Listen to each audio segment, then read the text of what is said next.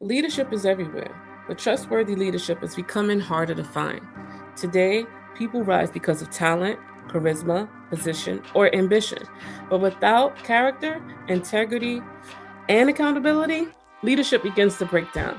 The result: broken trust, discouraged teams, wounded communities, and people searching for leaders they can truly believe in. That's why I wrote Leadership Crisis, because the greatest threat to leadership isn't a lack of ability, it's the hidden character gaps that shape how leaders use their influence.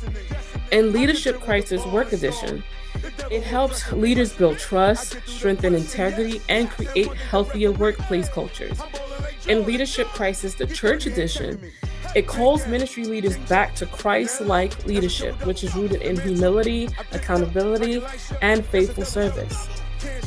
Whether you lead in business, education, ministry, or your community, Leadership Crisis will challenge you to move beyond position and pursue transformation.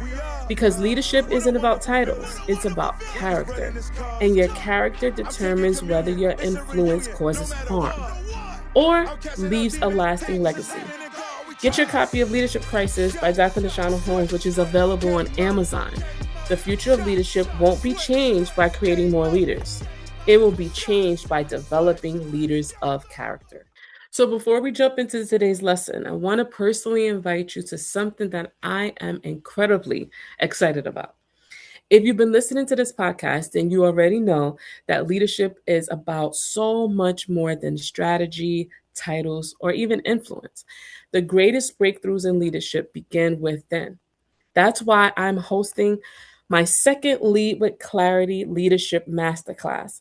It's going to be on Saturday, September 19th, 2026, from 11 a.m. to 3 p.m. Eastern Time.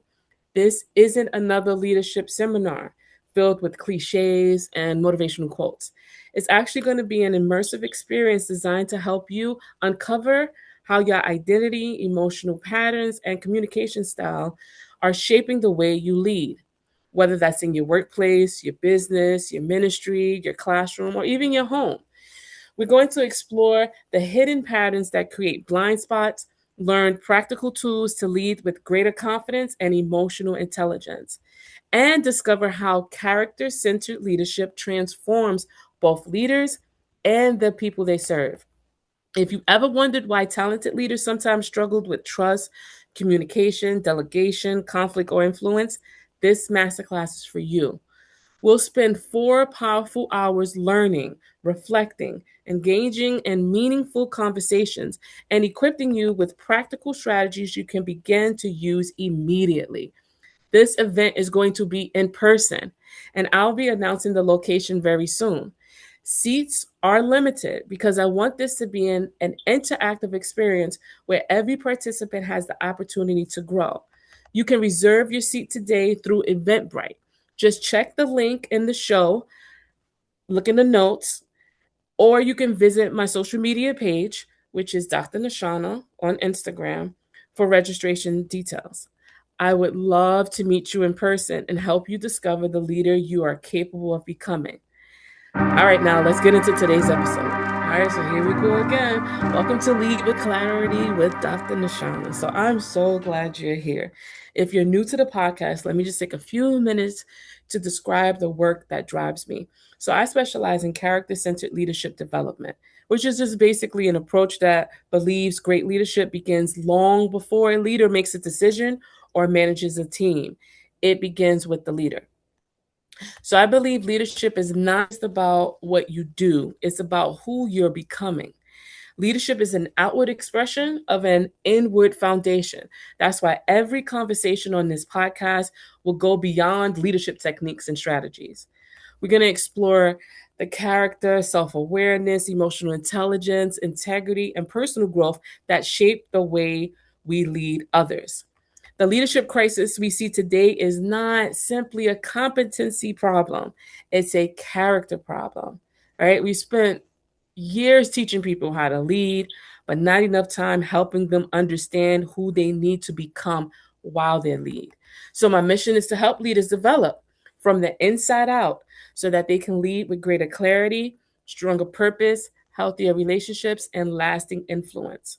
So, whether you're leading a business, a ministry, a classroom, your family, or simply preparing for your next level of influence, this podcast is for you. So, now let's dig into today's conversation. So, in our first episode, we talked about why great leaders still have blind spots. And our second episode, we explored whether we are leading from purpose or from our wounds. So today we're going deeper. You're probably trying to figure out how can we go deeper. But stay with me, because sometimes the thing impacting our leadership is not a lack of skill, it's an unresolved trigger. Here's our question for today, right? And this is one every leader needs to ask themselves. What's really triggering me as I lead? Because sometimes the greatest obstacle to our leadership isn't the people around us, it's the unresolved patterns, beliefs, and emotional triggers within us. So, our topic today is what's really triggering you as you lead? What's really triggering you as you lead? All right, so let's explore this together. All right, so think with me. Have you ever had a moment as a leader where you reacted in a way that even surprised you? Maybe someone questioned your decision and you immediately became defensive. Or maybe a team member made a mistake and your frustration was bigger than the situation required. Or maybe someone gave you feedback and instead of receiving it, you found yourself trying to prove why they were wrong. And then the question is not, why did they do that? The deeper question is, what did that moment trigger inside of me? So now let's just talk about what is a trigger. So a trigger is an emotional response that happens when something is a deeper place within us, right? So a leadership trigger is anything that pushes a leader from intentional leadership into automatic reaction. It's an emotional, psychological, or identity based response that is activated by a leadership situation that influences how a leader thinks, feels, communicates, and makes decisions. So, triggers often expose unresolved beliefs. It can expose your fears, it can expose your insecurities, it can expose your values, or even past experiences that helped shape your leadership behavior, right? So the situation happening in front of you may be small, but the emotional reaction can be large because it's connected to something underneath, right? So when we talk about triggers, again, that's I'll be low water, right? Going back again to the diagram and the first episode where we talked about that iceberg, right? And the trigger is, again, something that's going on underneath, right? So, an example of some triggers, right? Someone may challenge your idea, right? A possible reaction could be you become defensive, right? But the possible root of that, I learned that being wrong means I'm inadequate. Another example of a trigger, someone doesn't follow your instructions immediately, right? Your possible reaction, I become controlling.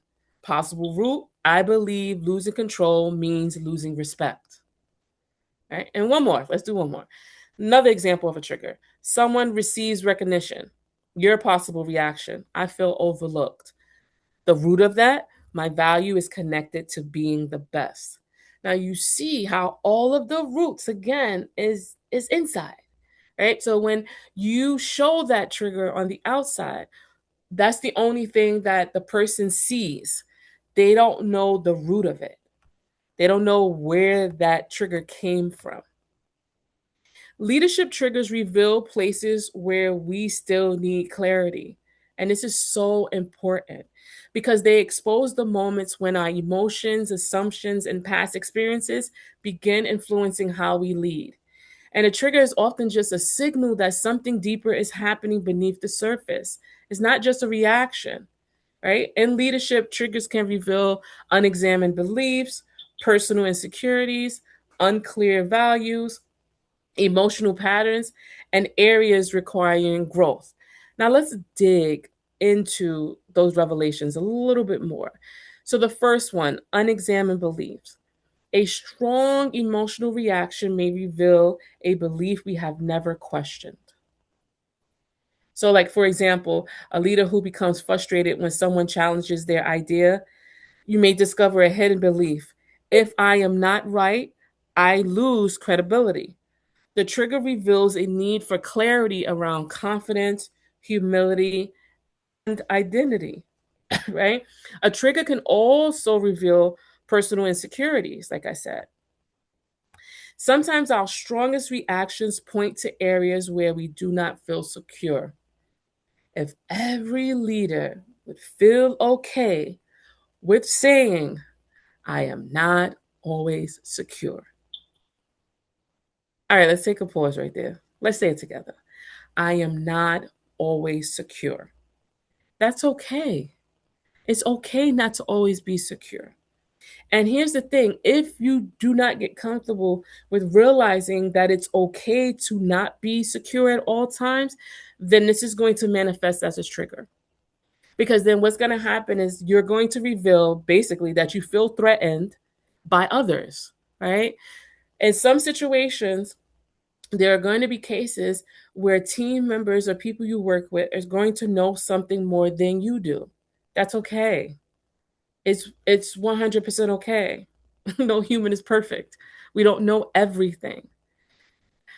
If you do not deal with this trigger, then you're not going to be able to even recognize or value what's around you, right? Or you're not going to even be able to recognize or value your own leadership identity and who you are. So, another thing that a trigger can reveal is personal insecurities. So, sometimes our strongest reactions point to areas where we do not feel secure, right? A leader who feels threatened by a talented team member may need clarity around their own value and leadership identity. Let me take the stigma out. As a leader, you are not supposed to know everything. As a human, there are times where you feel insecure. That's okay. It's 100% okay. Say this with me. It is okay for me to feel insecure at times. I'm going to pause and let you say it. It is okay for me to feel insecure at times.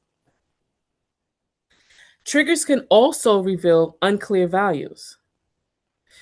It can show us when our actions are out of alignment with who we say we want to be as leaders. If a leader values collaboration but consistently shuts down opposing viewpoints, the discomfort reveals a gap between values and behavior. And I'm quite sure we have all experienced this. Even if we haven't experienced it as a leader ourselves, we have experienced it in other leaders who we have been under, where it's just the values are very unclear, they do not align. And that's so important that what you say has to align with what you do. That's the only way that you are going to build trust. One of the most difficult things for a leader to do is to say something and then their actions totally contradict what it is that they just said. And honestly, if you do that, then I'm letting you know that what's going to happen is that your team is going to suffer. People really pay attention to what you say. They really hold on to what you say. And honestly, they kind of judge your actions based on that. So it's important that they always line up. Triggers can also reveal emotional patterns. Triggers often expose repeated leadership patterns, right? So some of these patterns can be, and we all could probably put in categories leaders that we know or even ourselves, right? Avoiding difficult conversations, becoming defensive when receiving feedback, micromanaging when feeling uncertain, seeking control when facing ambiguity, right? Having awareness of the pattern creates an opportunity to choose a different response. So when I am aware of the emotional patterns that I have, then I'm able to choose a different response. And see, I said choose. And we're going to talk about that a lot later too, because we choose how we respond. People always say, oh, that was impulsive. You still chose that. You chose to make that response. Whether or not you paused before you made the response, then that's a whole different discussion. But you still chose to make that response. And then the triggers can also reveal areas that growth is required, right? A trigger is not just a problem to eliminate, it is information. And that is so important. Once you figure out what your triggers are, the whole point of it is just not to eliminate it, it's to be informed by it, right? Because it's going to allow you to point yourself towards the places where you need to gain greater self awareness, emotional maturity, and intentional development. A leadership trigger is not uncommon, right? It's just basically a mirror. It shows you what is happening within you before it shows you what is happening around you. When leaders learn to pause and ask, why did this moment affect me so deeply? They move from reacting automatically to leading intentionally. Clarity begins when we stop asking only who or what triggered me and start asking, what is this moment revealing about me as a leader? Let's look at 3 common triggers that affect leaders. All right, these are just common ones that affect leaders, and we're going to look at each one closely. All right, the trigger of being questioned. Now, I really think when we think specifically about this trigger, I think it may be something that, and it may not, what I'm about to say may not apply to everyone, but I remember as a child, it wasn't respectful for a child to question an adult, right? You don't question adults.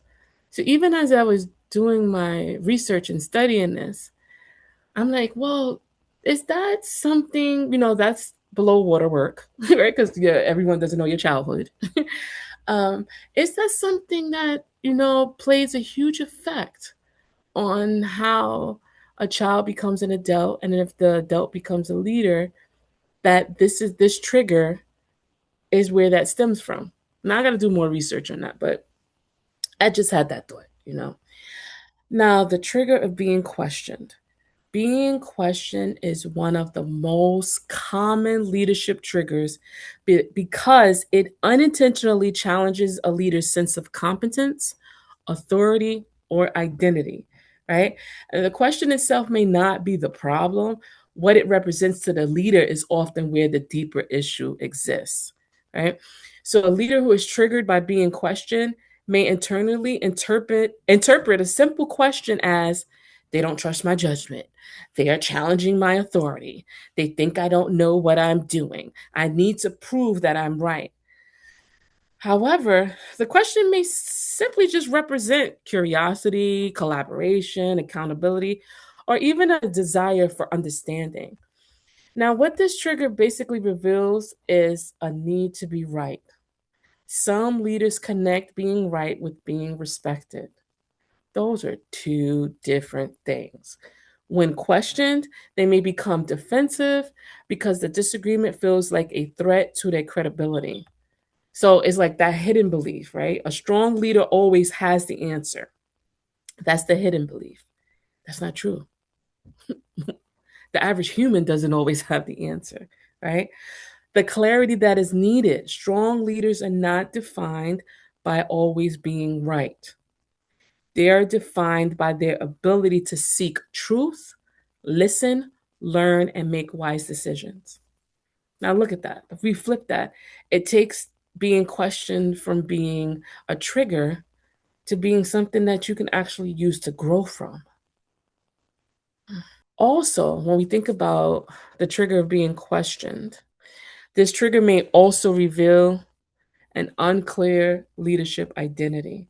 So, when a leader's identity is tied too closely to their position, questions can feel personal. So, you ever, and think about it, right? Take yourself out of being a leader. Think about when you have questioned someone, right? It could have been a leader or just someone in general.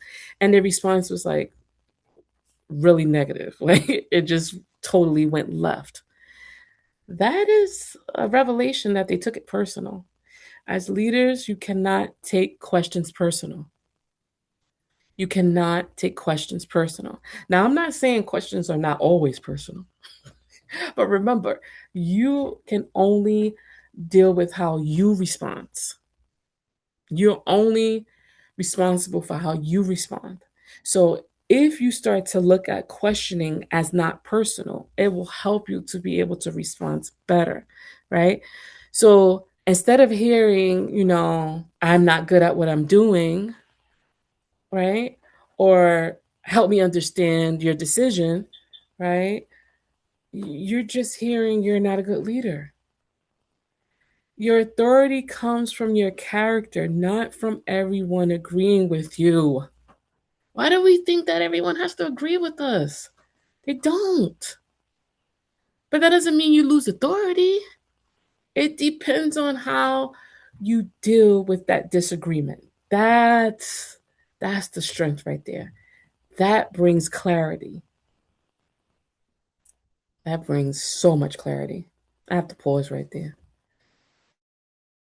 The trigger of being questioned also can reveal that you may have a fear of losing control, right? Questions create uncertainty, especially for leaders who rely heavily on control to create safety, right? So a leader may respond by shutting down discussions, dismissing ideas, over explaining, or even becoming defensive.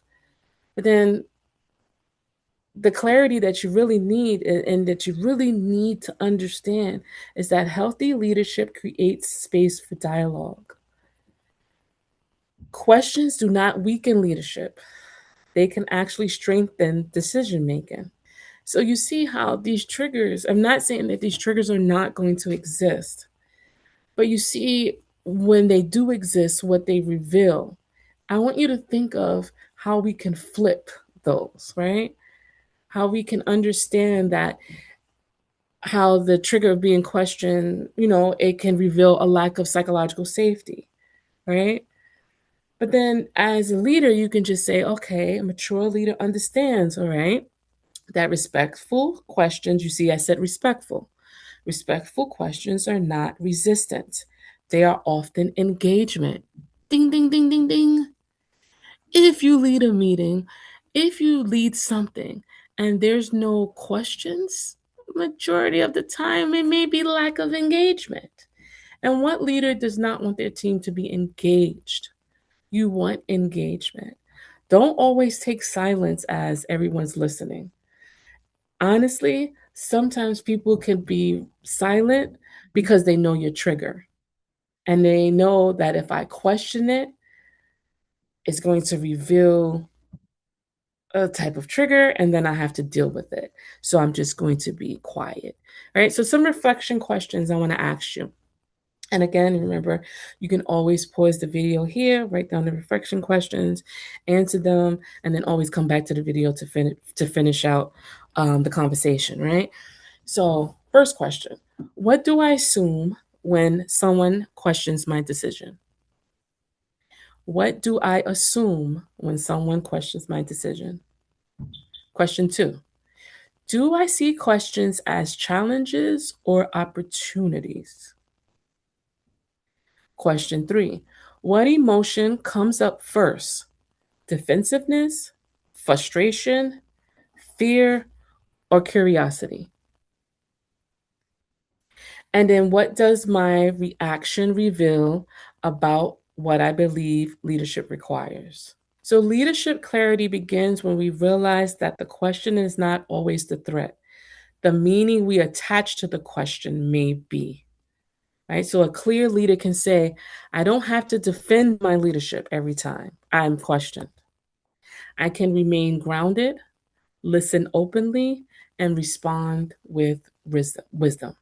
Now, another common trigger that affects leaders is the trigger of losing control. Whew.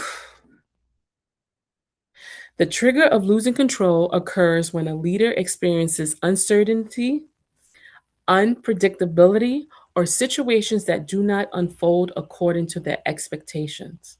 Right? So, for some leaders, control creates a sense of safety.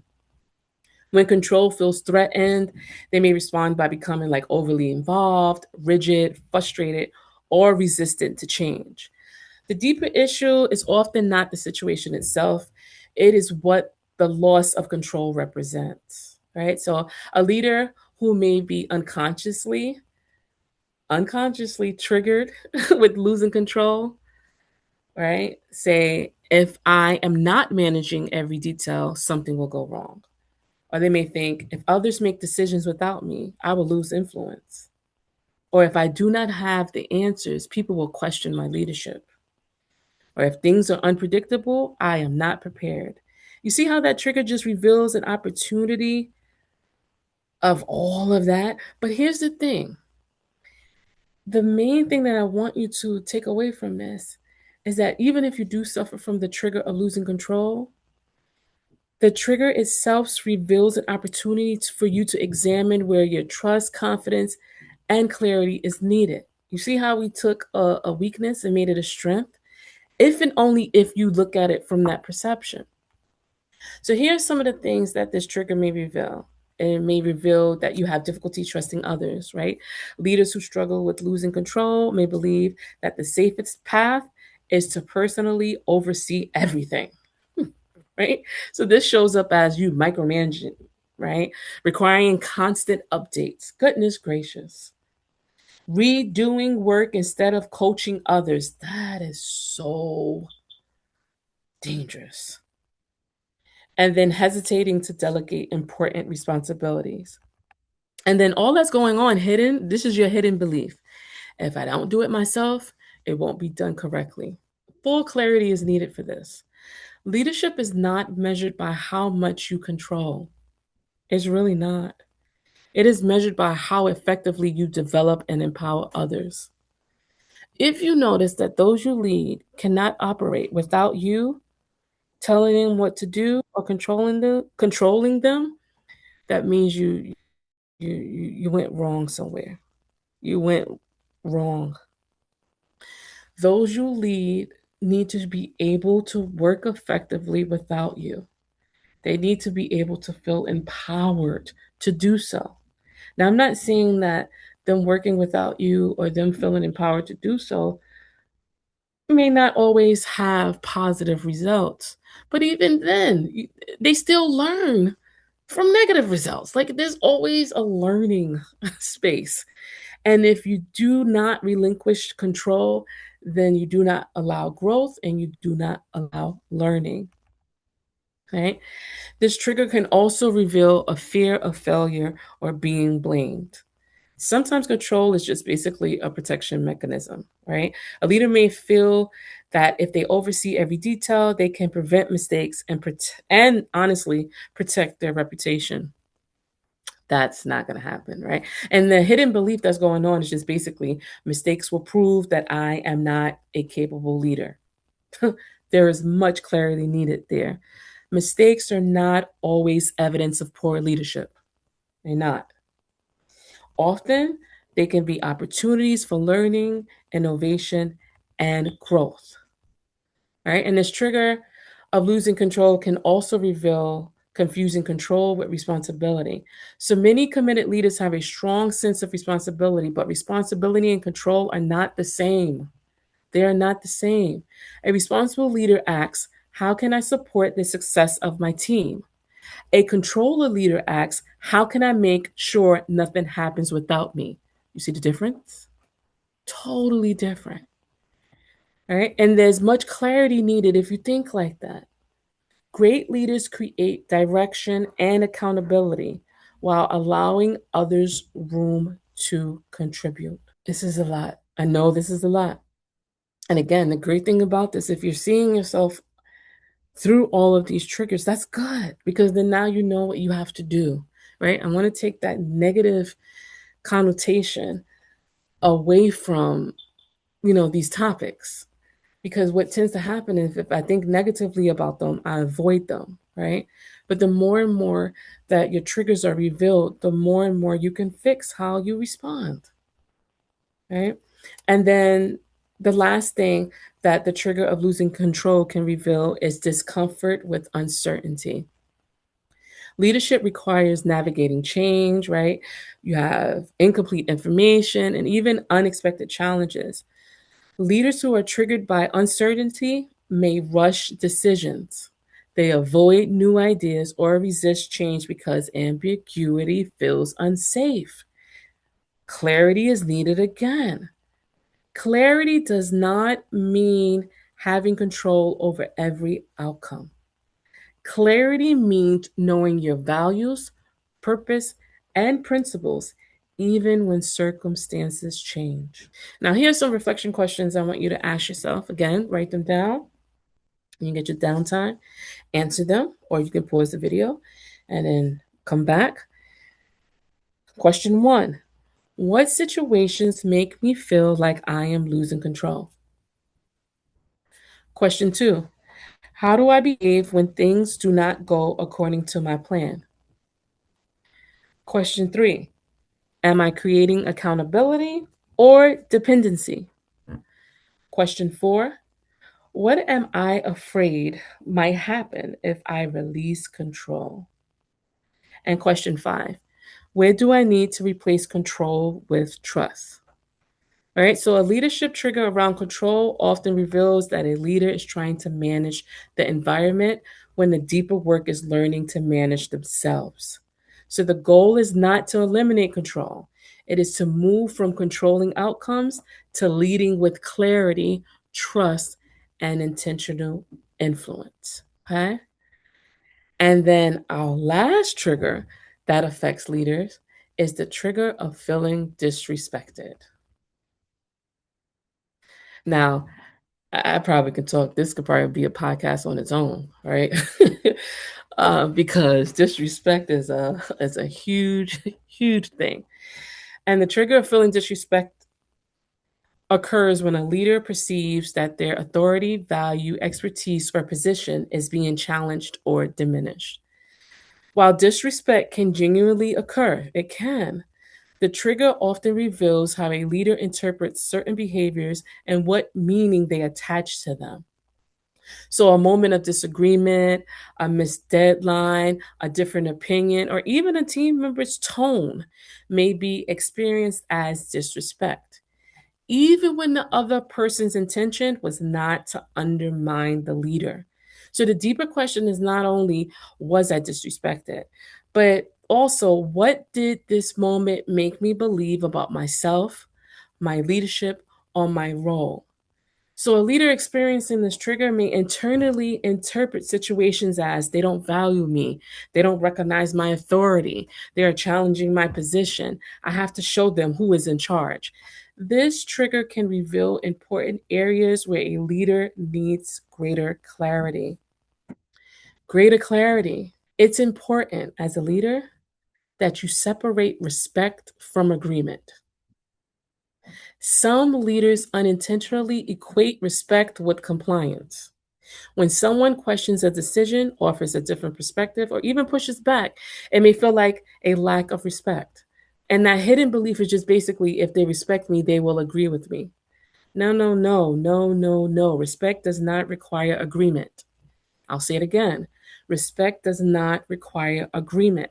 Healthy teams can disagree, challenge ideas, and have difficult conversations while maintaining respect. As a leader, as a confident leader, you can challenge my idea without challenging my leadership. Say that to yourself. You can challenge my idea without challenging my leadership. Right? The trigger can also reveal an identity that is too closely connected to authority. So when a leader's identity is heavily tied to their title, experience, or expertise, challenges can feel personal. They really can. So, for example, right? Feedback feels like criticism of your character. Questions feel like attacks on your competence. New ideas feel like rejection rather than contributions. And that hidden belief, if my authority is questioned, my value is questioned. A leader's worth is not determined by whether everyone acknowledges their expertise. Secure leaders remain grounded even when challenged. Another revelation of the trigger of feeling disrespect is unresolved past experiences. And this is really, really important, right? Sometimes the current situation activates an old leadership wound, right? So a leader who has previously felt overlooked, dismissed, or unheard may become more sensitive to situations that resemble those experiences. Again, that hidden belief, I have to protect myself from being disregarded again. Self awareness allows leaders to respond to the present situation instead of reacting from past experiences. As you can see in all of these triggers, a lot of the work, all of them can be changed if we pay attention to what's going on inside us while it's happening. Right? The trigger of feeling disrespected can also reveal a need for emotional regulation. Feeling disrespected can quickly trigger emotional reactions. So you become defensive, you raise your voice, you withdraw, you punish through silence. There's such a thing. You need to prove a point, right? The reaction may create more damage than the original situation. So then much clarity is needed. A leader's power is not demonstrated by how strongly they react. So you yelling, you withdrawing, right? Or even becoming defensive, it doesn't, you're not demonstrating any power. It is demonstrated by your ability to remain composed and respond intentionally. So, a lot of the things, when we look at the triggers, there's two things that come up throughout the triggers, right? It's that reaction and response, reaction and response. And there's a difference between the two. There's a difference between a reaction and a response. So when we think about a reaction is emotional. A response is intentional. So a reaction can say, how do I protect myself? A response asks, what does this moment require from me as a leader? Right? And leadership maturity is revealed in this space between what happens to us and how we choose to respond. Our triggers expose where we need clarity, but our responses reveal our character. And the goal is not to eliminate difficult moments. The goal is to become the kind of leader who can navigate those moments with wisdom, emotional intelligence, and intentionality. Right? So the next step in leading with clarity is understanding the difference between reacting and responding. You have to know the difference because once you learn the difference, then you're able to make sure that you correctly react and respond, right? So when we talk about reactions, again, I said reactions are emotional, but they're also very immediate and they're often automatic to whatever the situation is that's going on, right? So reactions happen quickly and it usually happens before we have time to even process what is actually happening, right? And reactions are often driven by emotions, assumptions, and past experiences, fears, or even unresolved triggers. A reaction, again, is in the moment, in the moment. And also, a reaction is often about self protection rather than purposeful leadership. Reaction is led by emotion before awareness. Right? And so you see how dangerous a reaction can be. A response is a thoughtful and intentional choice about how to handle a situation. So it involves pausing, right? Gaining perspective, considering the impact of your actions, and choosing a behavior that aligns with your values as a leader. So a response asks, what does this moment require from me as a leader? And I know I mentioned that earlier, but I want to keep that question ringing. What does this moment require from me as a leader? So it doesn't matter what it is that the person is saying to you, as they're talking to you, as they're explaining the situation to you, in the back of your mind, you're trying to see what does this response require from you as the person who leads them, right? So some examples of a leadership response: listening before defending your decision, asking questions before making assumptions, addressing conflict with respect and clarity, Instead of controlling when feeling uncertain, this is not about ignoring emotions. It is about managing emotions so they do not manage you. Response is led by awareness before action. So you see, there's the leadership difference, right? We have that leader reaction response. As leaders, we should be leaning towards responding versus reacting. So if, while listening, you're like, okay, dang, I react more than I respond. you know, I see my interactions with people, a lot of it is emotionally driven, right? A lot of it is focused on protecting myself or is based on, my thoughts.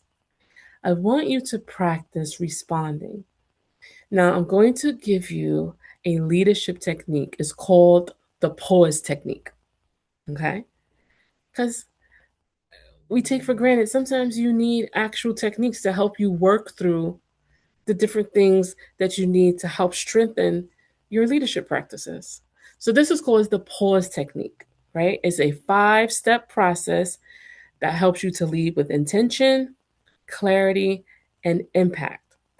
Now, the reason why the pause technique is really, really important for you to implement is that remember, character is revealed in the moments when we are challenged. And then we know there's a difference between reaction and response, right? Difference, right? Being led by your emotions of the moment or being guided by the values you want to embody as a leader. So, using the leadership pause is going to give you the space to reconnect with who you are, what you value, and how you want to lead. It's an intentional moment. Okay, so this is very intentional. People don't think that leading is very intentional. You have to be very intentional in everything you do. So even in reacting, responding, you have to be intentional, right? So when we use the leadership pause, it is the intentional moment that you create between what happens and how you choose to respond, right? So it's that space where awareness, emotional regulation, and wisdom is replaced, right? It replaces automatic reactions. So every leader is going to experience moments that activate emotions that you're just going to. That's just, I'm not trying to tell you that you're not.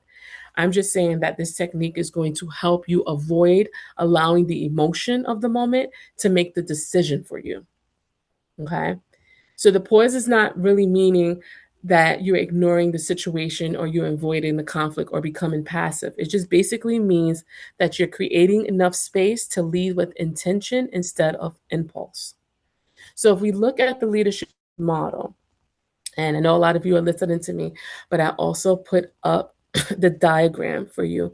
So whenever you have downtime and you can pull up and actually look at this slide, right? It just shows the process that happens after a trigger occurs, right? The trigger is the event that activates you, but the pause is the intentional step that prevents the trigger from automatically controlling your behavior.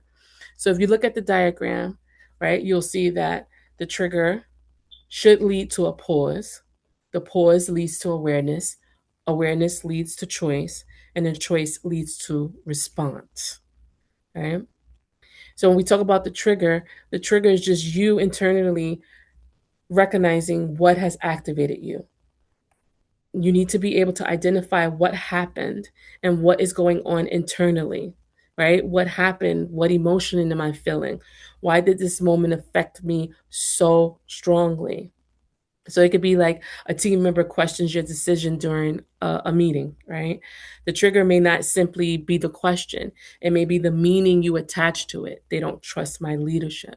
So you need to be able to understand the trigger. What was the trigger, right?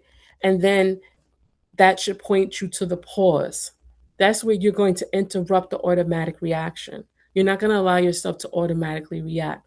Now, if you notice, I didn't say that you still don't feel that they don't trust your leadership. You're still going to feel that. You're going to still feel that trigger. What I'm trying to get you to understand is that you can interrupt the reaction by pausing. right? The pause is the moment where you choose not to immediately act on your first emotion. So it can look like taking a breath before responding, right? Or asking for clarification, taking a moment to gather your thoughts, right? So you could say something like, let me think about that before I respond.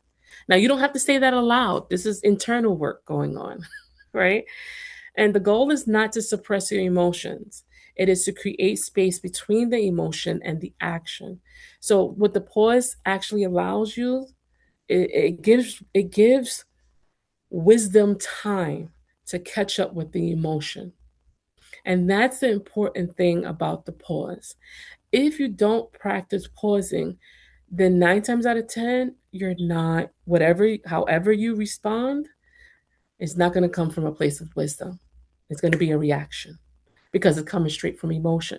But this pause is allowing you to change that emotion to wisdom, right? Giving yourself time to change it to the most wise way to respond. And then once you move from pause to awareness, now examining everything, right? This is where you practice your self awareness. This is where you ask yourself them internal questions. What story am I telling myself about this situation? Am I responding to the facts or my assumptions? Is this about the current moment or is it something deeper that is being triggered? That awareness allows you to change, for example, if you think a reaction would say they are disrespecting me, but awareness would say I feel challenged because I interpreted their question as a threat to my authority. You see how you took it out of their hands and put it back in yours, because remember, you're the only one that can change how you respond. You are responsible for how you respond. And believe it or not, in you demonstrating this, you're teaching those that you lead how to pause as well, right? So now we have trigger, points to pause, pause, points to awareness. Now we at choice. Choice is where you decide who you want to be in the moment, right? This is where character centered leadership happens. What response aligns with my values? What does this situation require from me as a leader? And will my response build trust or damage it? All right. So this choice, it moves you from defending to understanding. It moves you from controlling to empowering, from proving to leading. And then from choice, there you go. There's your response. That's where you're acting with intention. The response is the action you take after you have gained clarity. Right? So a reaction could be, why are you questioning my decision? I already explained this. But if you did your work in the choice awareness and pause sections, then your leadership response should be, I appreciate you asking. Let me explain the reasoning behind the decision. And I also want to understand your perspective. The response protects both the relationship and the leadership objective. I don't understand why leaders do not get that. I understand that you have a job. I understand that you have a requirement. I understand that you have a duty. But you spend a lot of time with the people you lead. Believe it or not, you're going to develop some type of relationship. You really honestly are. And as humans, we love connections. That's just us. We love, I don't care. I don't trust any leader when they say, I don't care if they like me or I don't, you do. The average human desires connection. Now, the level of connection it would be, that may differ as you being a leader, but you do desire connection and you do foster some type of relationship. And when you do not allow yourself to pause during moments of intensity or moments of disagreement, you're not only jeopardizing your objectives as a leader, so the things that you need to get done as a leader, you're also jeopardizing relationship. You really, really are. So if you really practice this leadership pause, you're not just protecting the things you need to get done, you're also protecting the relationship that you have with your team.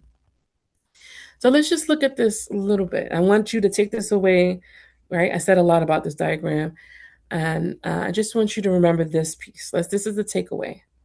The trigger is the moment that tests you. The pause is the moment that grounds you. The awareness is the moment that teaches you. The choice is the moment that defines you. And the response is the moment that reveals your leadership. Okay? So I really encourage you to practice the leadership pause technique.